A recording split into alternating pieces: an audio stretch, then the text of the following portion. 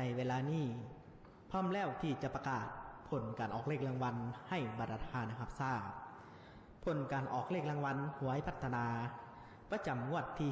12ออกข้างวันที่28เดือนมังกรปี2026รางวัลเลข6โตเลขที่ออกได้แก่หมายเลข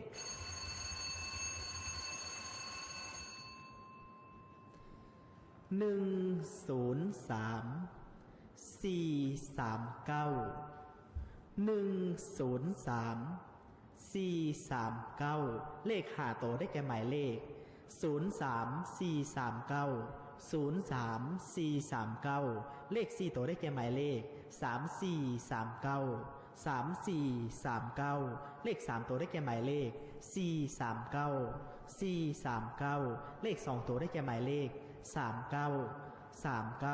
และเลข1ตัวท้ายได้แก่หมายเลข9หมายเลข9ผลการออกเลขรางวัล